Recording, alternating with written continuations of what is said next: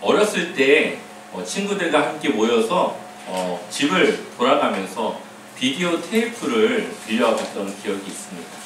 지금이야 얼마든지 인터넷이나 핸드폰으로 볼 수 있지만 어린 시절에는 비디오 가게에서 비디오 테이프를 빌려서 TV를 통해서만 볼 수가 있었죠. 봤던 영화들 중에 리치라고 하는 영화가 있었습니다. 그 몇 년 전에 나홀로 집이라고 하는 그 영화로 맥컬리 컬킨이 굉장히 큰 인기를 누렸고 당대 최고의 이 아이들 이제 배우로서 최고의 전성기를 달리고 있던 이 맥컬리 컬킨이 주연으로 나왔던 영화였습니다. 이 영화에서 맥컬리 컬킨이 연기한 배우는 빌리라고 하는 역할이었는데요. 이 빌리라고 하는 아이는 어떤 아이냐면은 세계 최고의 부자였습니다. 아버지도 세계 최고의 부자였고 이 아이도 세계 최고의 부자입니다. 집의 마당에는 롤러코스터가 설치되어져 있고 집 안에는 맥도날드가 있어서 점심에는 런치 세트를 갖다가 먹을 수가 있고 얼마든지 뽑아 먹을 수 있는 초콜릿이 가게가 집안에 차려져 있는 그러한 집에 살고 있는 아이였죠. 부족할 것이 없는 이 아이의 마음속에는 늘 허전함이 있었습니다. 그것은 친구가 없었기 때문이죠. 야구를 너무나도 좋아하는데 같이 야구할 친구가 없는 것이었습니다. 어느 날 아버지가 가야 되는 어느 한 공장에 바쁜 아버지를 대신해서 이 아이가 빌리가 그 공장에 가게 됩니다. 그리고 공장 옆편에 있는 공터에서 아이들이 야구를 하고 있는 걸 보게 됐죠. 그리고 그 아이들을 어찌어찌 해서 자신의 집으로 초대를 합니다. 그리고 함께 그 친구들과 놀면서 기쁨을 만끽하는 그때에 갑자기 일이 터지게 되죠. 아버지 직원이었던 부하 직원이었던 한 사람이 배신을 하고 아버지의 재산을 다 가로채려고 하는 그러한 일들이 일어나게 됩니다. 그러면서 이 빌리라고 하는 아이와 그가 초대한 아이들이 위험에 빠지게 되어집니다. 이제 많은 부분들을 생략하고 결론적으로 보면은 이 도둑이, 이 나쁜 놈이 최종적으로 원했던 것은 그 집에 설치되어져 있던 금고였죠. 산에다가 만들어 놓은 그 금고를 털기 위해서 갖가지 수를 써서 결국은 그 금고의 문을 열게 됩니다. 그런데 모두 어리둥절한 상황이 놓여지게 되죠. 굉장히 철통방어의 그 보안을 가지고 있던 그 금고를 열고 들어가 보니 악당이 원했던 금이나 부동산이나 값이 나가는 것들을 설치해 놓은 것이 아니라 이 아버지와 이 가족 간의 추억이 담겨져 있던 자전거 그리고 여러 가지 물건들이 그 안에 놓여져 있었던 것이죠. 황당해하는 이 악당이 그렇다면 자신이 원하는 그 부동산이라든가 그런 것이 어디 있냐면서 막 따져보는데 이 빌리의 아버지는 이렇게 말합니다. 미안하네 로렌스. 하지만 우리 보물은 그런 게 아니야. 이 아버지가 많은 돈을 가지고 있지만 이 아버지에게 보물은 돈으로 살 수 없는 이 가족과의 함께했던 추억이었던 것이죠. 그리고 그 추억을 간직하기 위해서 무엇보다 귀하게 잃어버리지 않도록 자신들의 모든 생활들과 연관된 가족들과 연관된 물건들을 하나하나 이 창고에 보물 창고에 놓아놓고 있었던 것이었습니다. 보물이란 무엇인지 우리가 한 가지로 이야기할 수는 없겠죠. 대부분의 사람들은 보물을 재물이라고 여기지만 그렇지 않은 사람들도 있습니다. 오늘 우리가 읽었던 본문의 말씀에 나오는 이 보화도 아마 수많은 사람들의 발에 밟혔던 것일 것입니다. 하지만 그 가치를 알아본 사람에게는 그것이 보화였고 보물이었다라는 것이죠. 마태복음 13장에는 천국에 대한 여러 가지 비유들에 대한 말씀들을 담고 있습니다. 예수님께서 비유로 이 천국에 대한 비밀을 말씀하시는 것은 허락된 자들에게만 그것이 들려지게 하기 위함이었죠. 우리 한번 마태복음 13장 11절 말씀을 읽어보겠습니다. 함께 읽겠습니다. 대답하여 이르시되 성경에 비밀이라는 것이 너희에게는 허락하였으나 그들에게는 아니었나니. 아멘. 13장에 이 예수님의 천국 복음을 듣고 있는 사람들을 두 부류로 나눌 수가 있습니다. 한 부류는 성경에서 무리라고 지칭하고 있고요. 한 부류는 바로 제자라고 지칭하고 있습니다. 무리와 제자가 똑같이 천국에 대한 말씀을 들었지만 결국은 그 말씀을 깨닫는 자들은 제자들이었다는 거죠. 그렇다면 왜 그 비밀을 알려주었음에도 불구하고 그 말씀을 듣지 않았을까요? 15절을 같이 읽어보겠습니다. 마태복음 13장 15절의 말씀 함께 읽어보겠습니다. 이 백성들의 마음이 완악하여져서 그 귀는 듣기에 둔하고 눈은 감았으니 이는 눈으로 보고 귀로 듣고 마음으로 깨달아 돌이켜 내게 고침을 받을까 두려워함이라 하였느니라. 아멘. 이 복음을 들었던 사람들이 스스로 귀를 막고 눈을 감았다는 겁니다. 왜 그러냐? 예수님 말씀을 듣고 자신들이 지금 살아가는 그 삶을 버리고 그 변화된 삶을 살아갈 것을 두려워하였다는 거죠. 자신들의 것을 내려놓거나 그것을 헌신할 수 있는 각오나 그런 마음들이 아직 이들에게는 있지 않았다는 것입니다. 그러니 이들에게 허락되지 않은 것이 아니라 이들이 완악한 마음에 하나님의 이 천국에 대한 복음을 듣지 않고 받아들이지 않았다는 것이 맞을 겁니다.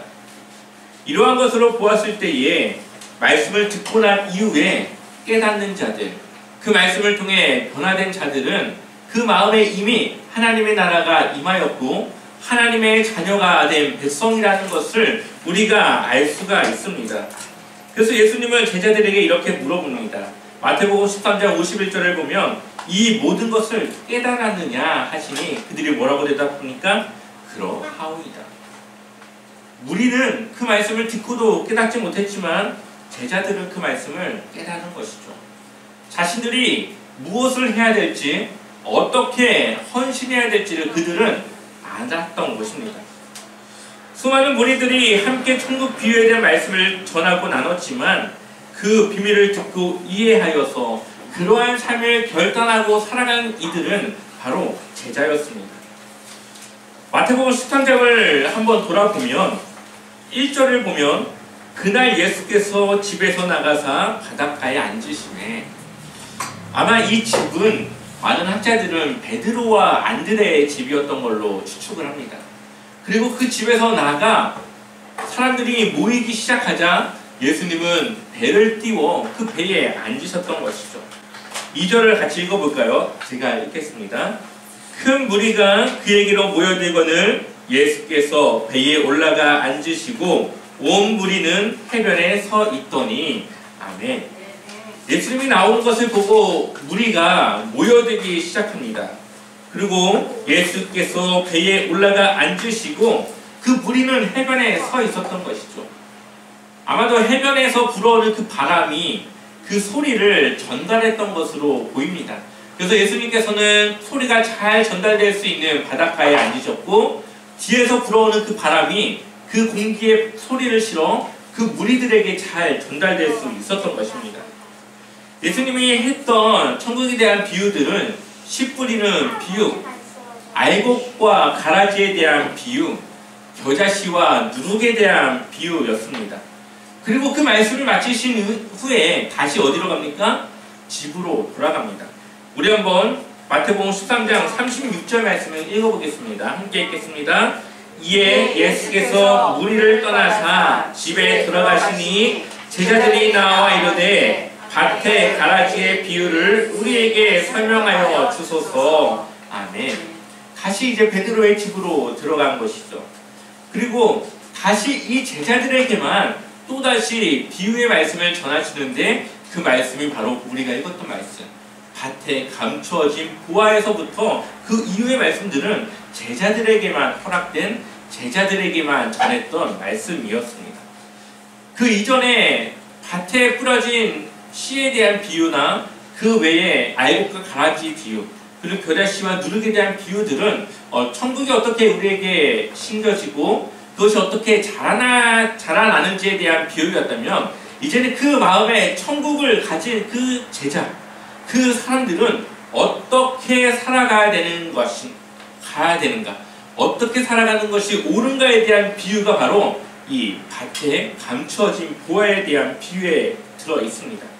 우리 한번 이 말씀을 같이 읽어보겠습니다. 마태복음 13장 44절의 말씀을 같이 읽어보겠습니다. 함께 읽겠습니다. 천국은 마치 밭에 감추신 보화와 같으니 사람이 이를 발견한 후 숨겨두고 기뻐하며 돌아가서 자기의 소유를 다 팔아 그 밭을 사느니라. 아멘. 당시 사람들은 밭에 아니면 땅에 이 보물을 숨겨두는 일이 있었습니다. 왜냐하면 약탈을 당하거나 그것을 누군가에게 빼앗길 수 있기 때문에 그것을 안전하게 숨겨두기 위한 장소로 자기가 소유한 그 땅 속에 숨겨두었던 것이죠. 그런데 땅 속에 보물을 숨겨두었지만 그것을 내가 숨겨두는 곳을 잃어버리기도 했고요. 또 그것을 찾기 전에 목숨이 다해 죽은 사람들은 그 보물을 찾지 못했던 것입니다. 그래서 종종 자신이 산 밭에서 혹은 우연히 땅을 파다가 보물을 발견하는 경우들이 이때 당시에는 종종 있었던 일이었습니다. 그런데 오늘 44절에 보물을 발견한 사람도 이 보물을 발견한 이후에 다시 그것을 땅속에 묻어두죠. 그리고 무엇을 합니까? 자신의 모든 재산을 다 가지고 가서 그 땅을 삽니다. 그 땅을 왜 삽니까? 그 보물을 자신이 갖기 위해서겠죠. 그 보물을 산 그 사람은 아마 그 땅을 통해 얻은 보물이 자기에게 더 큰 유익을 준다는 것을 계산했을 겁니다. 무턱대고 자신이 손해보는 일을 위해서 자신이 가진 것을 다 드리지는 않겠죠. 나름의 계산을 했고 그 계산한 끝에 내가 가진 것보다는 이 보물을 내가 갖는 것이 더 유익이겠다라는 생각을 하고 그 보물을 자신이 취했을 것입니다. 여기서 우리는 하나님의 나라는 무엇으로 살아가는가를 우리는 알 수가 있죠. 그럼 이 사람이 보물을 갖기 위해서 자기의 소유를 다 파는데 누구에게 팔았을까요? 그것을 자기의 소유를 누구에게 주었을까요? 그 보화의 그 땅의 주인에게 주었겠죠. 그분이 누굽니까? 바로 하나님이라는 거죠. 우리가 온전히 헌신해야 될 분이 바로 하나님이십니다. 하나님의 나라는 내가 가진 것으로 살아가는 것이 아니라 바로 하나님이 우리에게 주신 것으로 살아가는 것입니다. 그러니 내가 가진 것을 다 하나님께 드리고 우리는 하나님으로부터 받은 그 보화, 이 하나님의 나라에 대한 그 말씀과 그 천국에 대한 소망을 가지고 우리는 세상을 살아가게 되는 것이죠. 아마 앞서 여러 번 말씀을 들었지만 하나님 나라의 핵심, 그것은 무엇입니까? 하나님과의 관계에 있습니다. 우리가 나라라고 하니까 그것을 공간적인 의미로 이해하기가 쉽지만 하나님의 나라는 눈에 보이는 그런 공간의 개념이 아닙니다. 우리가 하나님의 자녀가 되었습니다. 그럼 천국은 누구 것이 되는 것이죠? 내 것이 되는 것이죠. 민채가 여기 있는데 민채가 집에 들어갈 때 허락받고 들어갈까요? 아니죠. 우리 집인데 내가 그냥 들어가잖아요.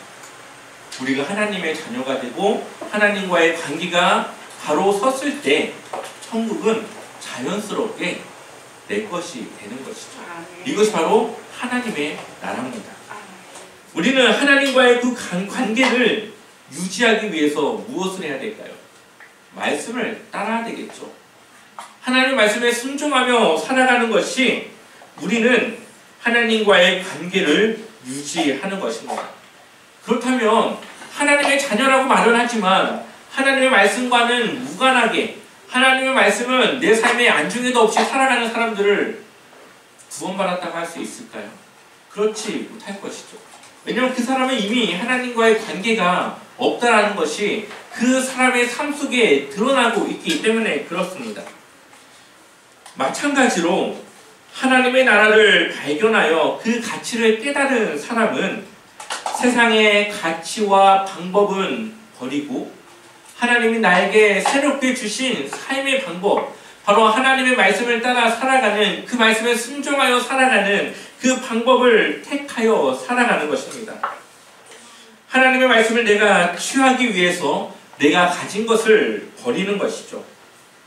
사실 우리가 가진 것을 물리적으로 버리는 것이 아니라 하나님의 말씀을 내 삶의 어떠한 것보다도 가장 우선순위에 둔다라는 것이 맞을 겁니다. 왜 그러냐면 예수님의 제자들이라던가 바울도 그렇게 살았기 때문에 그렇죠. 한번 바울을 볼까요? 우리 한번 빌립보서 3장 7절과 8절의 말씀을 읽어보겠습니다. 함께 읽겠습니다. 그러나 무엇이든지 네게 유익하던 것을 내가 그리스도를 위하여 다 해로 여길 뿐더러 또한 모든 것을 해로 여김은 내 주 그리스도 예수를 아는 지식이 가장 풍성하기 때문이야. 내가 그를 위하여 모든 것을 잃어버리고 배설로 여김은 그리스도를 얻고. 아멘. 바울이 뭐라고 고백합니까? 자신이 얻은 모든 것을 잃어버리고 모두 배설물로 여기고 무엇을 얻었어요? 그리스도를 얻고.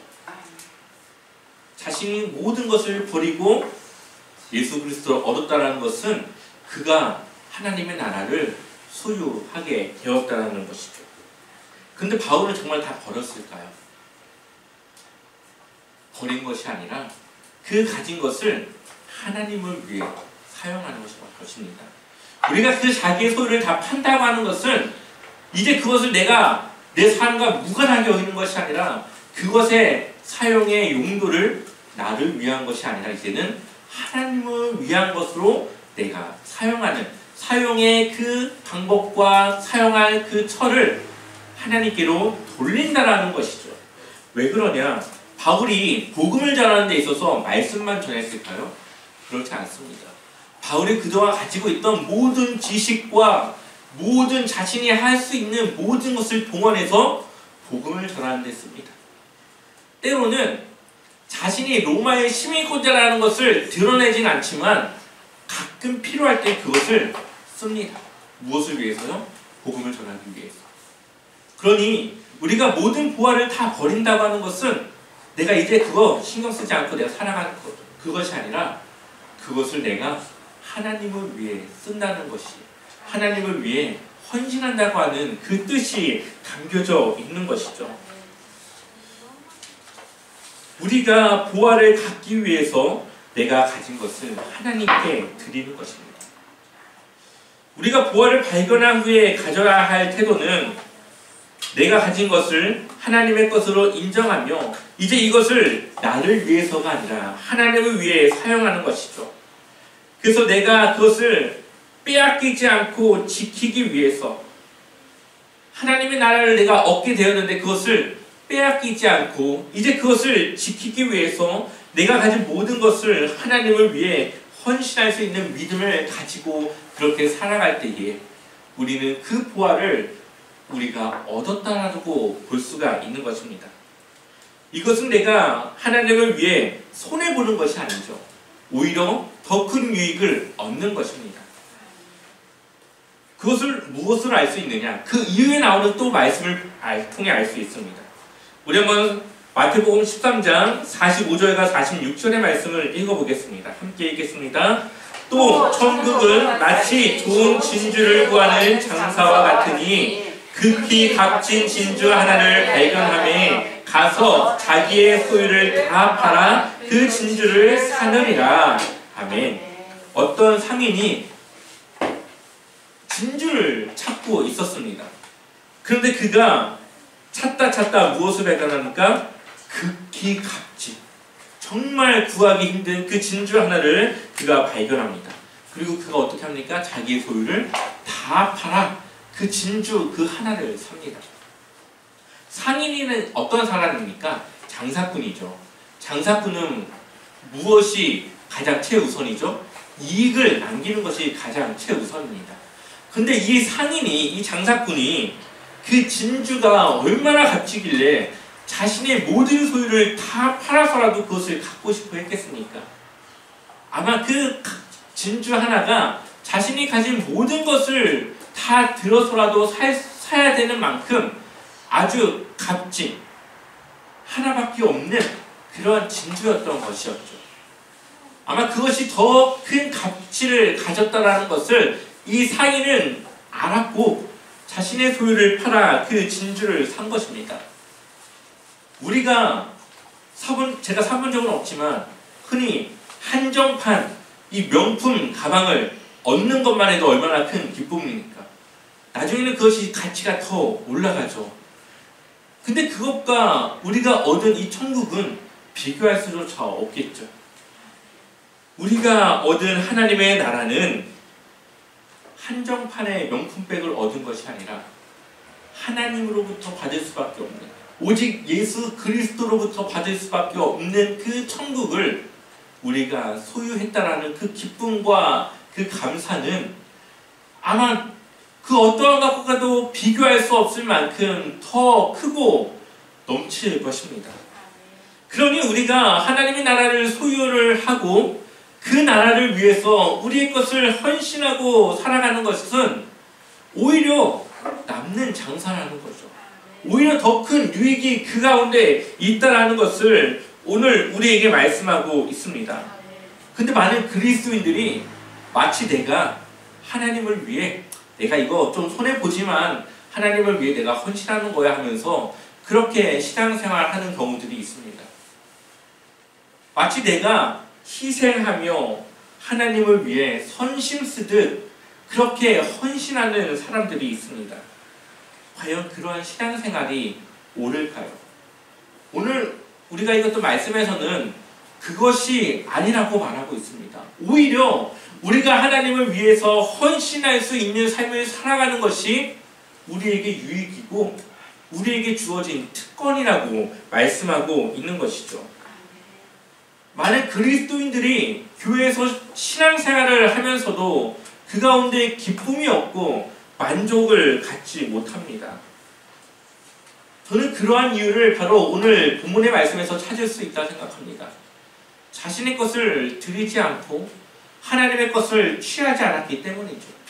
겉모습은 그럴듯하게 그리스도인같이 살아가고 있지만 정작 그의 삶은 하나님의 말씀과는 동떨어진 삶을 살아가고 있는 것입니다.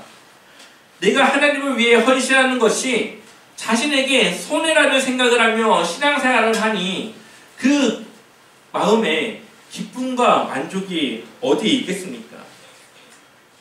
하나님의 말씀은 말씀이고 나는 나니까 그렇게 생각하며 하나님의 말씀을 듣고도 그 말씀에 순종하지 않고 오히려 내가 말씀에 맞춰지는 것이 아니라 말씀을 나에게 맞춰서 이 말씀은 내가 지금 들을 수 없어. 이 말씀은 나에게 주어진 말씀이 아니야. 그 말씀을 거부하며 순종하지 않으니 어찌 그 마음에 하나님의 평안과 기쁨과 만족이 넘칠 수 있겠습니까? 말씀을 듣고도 이해하고도 그 말씀을 내 삶에 적용하는 것이 두렵고 어렵다 느끼니까 그렇게 살아가지 못하는 것이죠. 결국 이러한 신앙생활의 근본적인 문제는 믿음에 있는 것입니다. 말씀을 따를 믿음이 없기 때문에 믿음이 없는 그 사람의 삶이 하나님의 말씀을 따라 살아가지 못하는 것이죠. 결국 믿음은 무엇과 직결이 됩니까? 구원과 직결이 됩니다. 하나님의 말씀을 따르지 못한다고 하는 것은 믿음이 없는 것이고 믿음이 없다는 것은 구원받지 못했다는 것을 의미합니다. 그러니 우리가 신앙생활을 하면서 내가 말씀을 순종하지 못하고 살아가는 것, 내가 자꾸만 하나님의 말씀을 그렇게 해야 된다고 이해하지만 그 말씀을 따라 살아가지 못하는 것, 이것은 근본적으로 그 믿음이 어떠한가를 살펴봐야 되는 것이죠. 그리고 정말 내가 구원받은 성도가 맞는지를 다시 돌아보면서 내 자신을 다시 재정비해야 되는 것입니다. 이제 내가 가진 것을 내려놓고 내가 발견한 보화를 가지고 살아가야 하는데 부활을 발견하고도 여전히 그것을 부활을 가지고 살아가는 것이 아니라 내 것으로 살아가려고 하는 것과 같은 것이죠. 부활을 발견한 사람은 내 것을 버리고 하나님의 것을 취하여 살아가야 됩니다.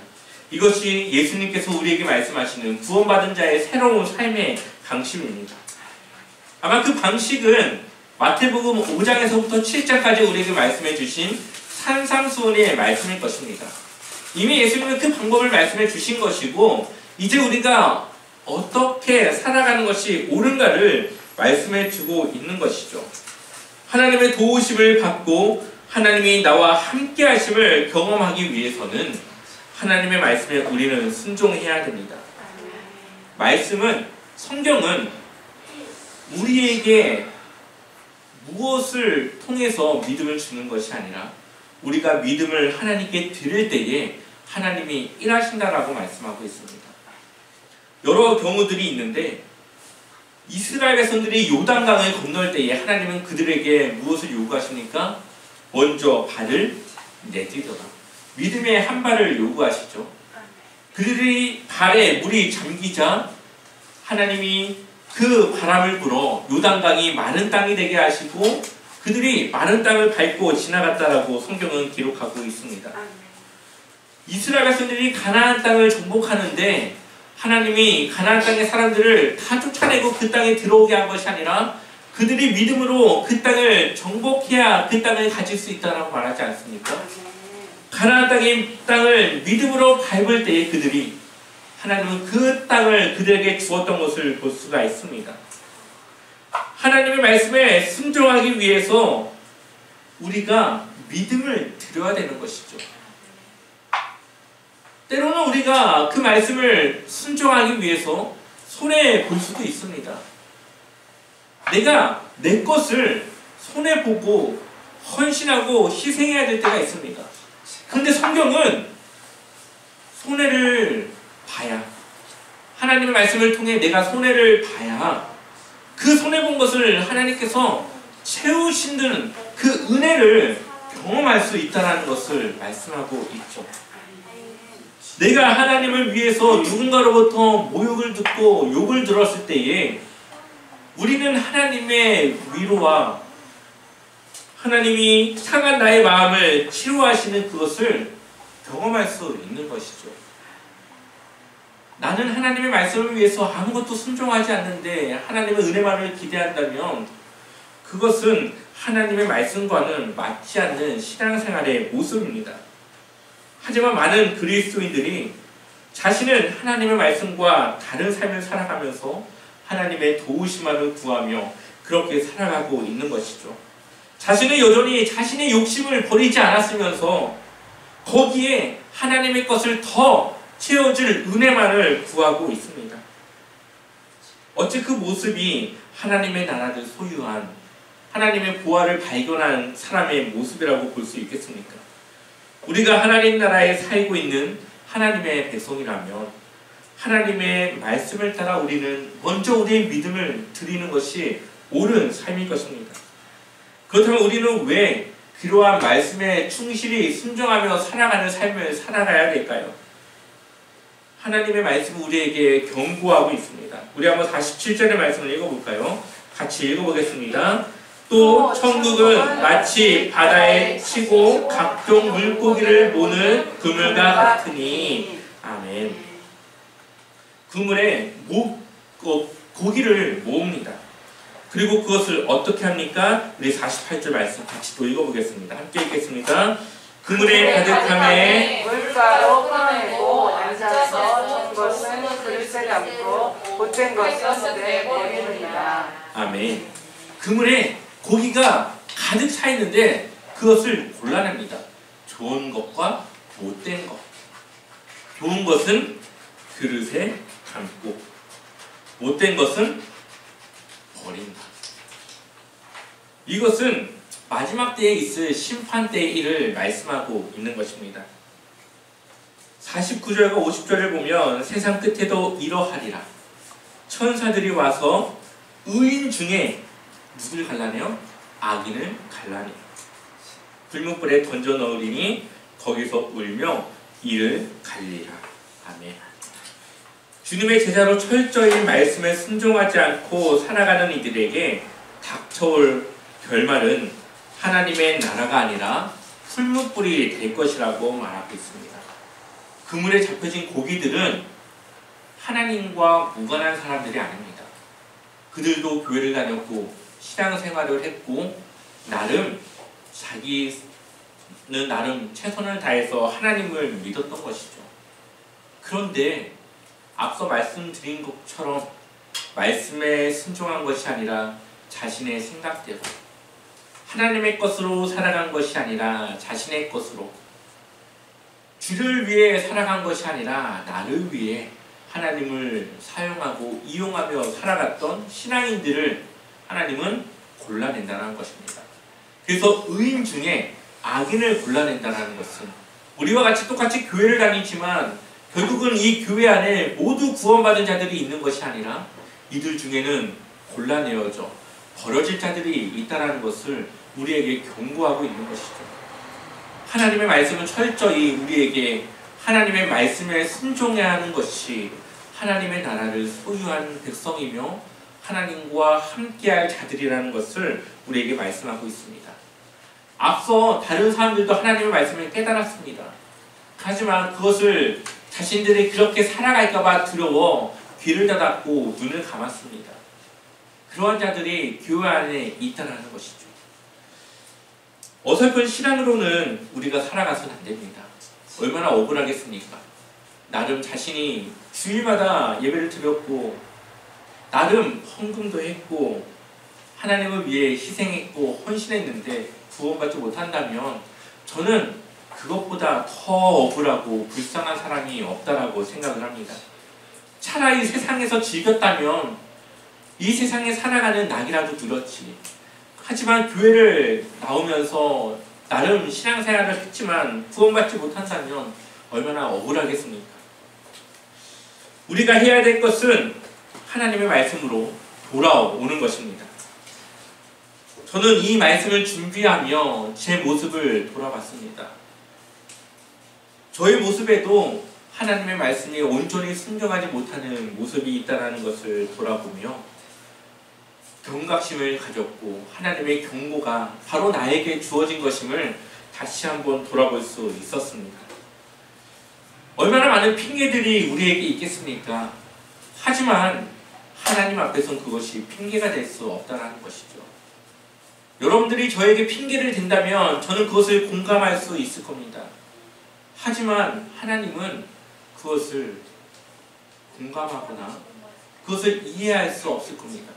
왜냐하면 우리가 구원받았다면 하나님의 나라가 우리 안에 이미 임하였다면 하나님의 자녀로 살아간다고 한다면 우리의 삶은 하나님의 말씀이 최우선순위에 두는 것이 당연한 것이기 때문에 그렇죠.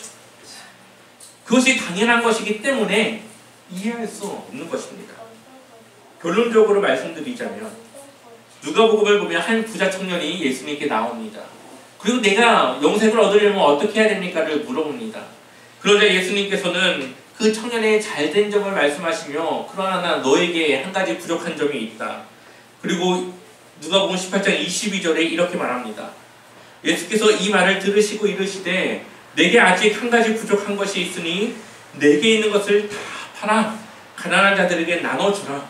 그리하면 하늘에서 내게 보화가 있으리라. 그리고 와서 나를 따르라 하시니 이 청년이 어떻게 합니까? 근심하며 돌아가게 되죠. 내게 있는 것을 다 팔아 그들에게 주라. 그러면 보화가 누구에게 있을 거라고요? 그 청년에게.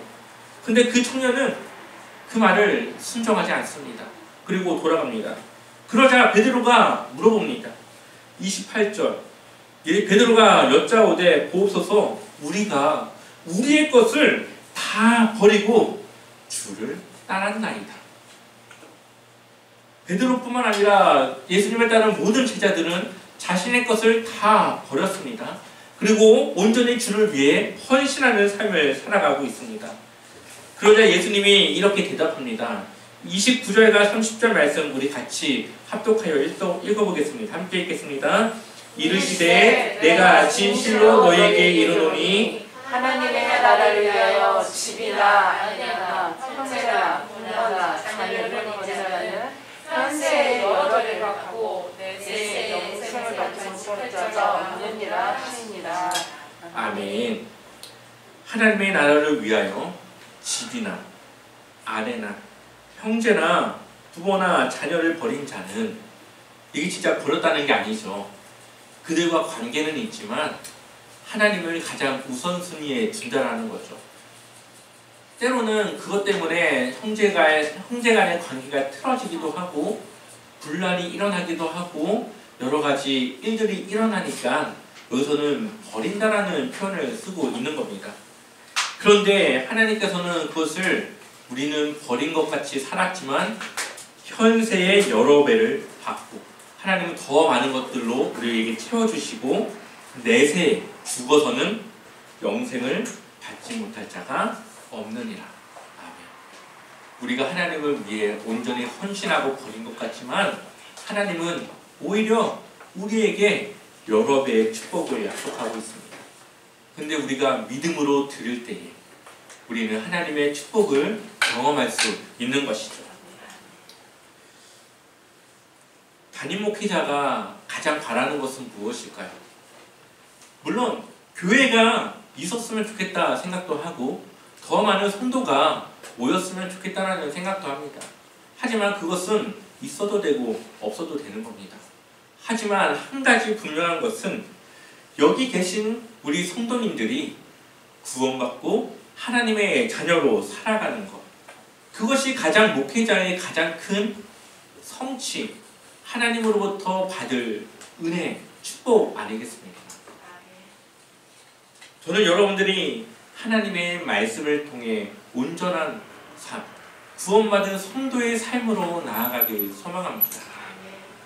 오늘 우리가 들은 이 말씀은 누군가에게는 두려움이 될 수도 있고 누군가에게는 내가 구원받았다고 하는 확신의 말씀이 될 수도 있을 것입니다. 하지만 한 가지 분명한 것은 이 말씀을 듣고 깨닫는 자가 바로 하나님의 나라가 그 마음 가운데 임한 하나님의 자녀라는 사실입니다. 비유의 말씀을 깨달은 자들이 하나님의 말씀에 순종하여서 좋은 열매를 맺고 결실을 하는 것입니다. 그 삶이 변해야 되고 하나님의 능력을 우리의 삶을 통해 나타내야 되는 것입니다. 저와 여러분의 삶이 주님의 은혜를, 주님을 위한 삶으로 나아가시기를 축원합니다. 그래서 하나님의 말씀에 우리가 온전히 순종함으로 우리의 신앙생활 가운데 기쁨이 넘치고 하나님을 주신 그 만족이 넘치는 그 평안의 삶을 살아가는 그러한 귀한 은혜와 축복을 누리시길 주님의 이름으로 간절히 축원합니다.